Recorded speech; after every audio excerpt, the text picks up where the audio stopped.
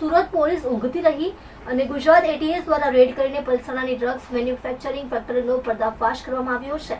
Gujarat anti terrorist squad દ્વારા સુરતના પલસાણા તાલુકામાં ડ્રગ્સ મેન્યુફેક્ચરિંગ ફેક્ટરીનો પર્દાફાશ કરવામાં આવ્યો છે.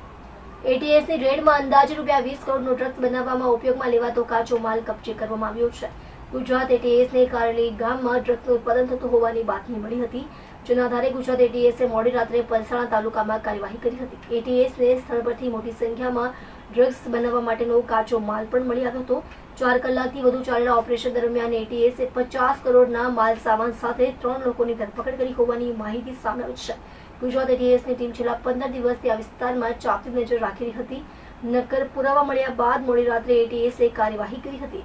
હાલ ગુજરાત એટીએસે મેટલ શેડમાં બનેલા સમગ્ર વેરહાઉસને સીલ કરી દીધું છે. નજીકમાં જ એક વિશાળ રહેણાંક વિસ્તાર હોવા છતાં કોઈને તેના વિશે કોઈ ખ્યાલ ન હતો.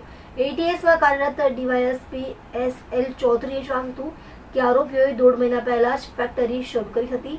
આ માટેનું ભાડું ₹20,000 નક્કી કરવામાં આવ્યું હતું. આરોપીઓએ કેમિકલ ઉત્પાદનની આડમાં દવા બનાવવાની ફેક્ટરી શરૂ કરી હોવાની માહિતીના આધારે એટીએસની ટીમે કાર્યવાહી કરી હતી.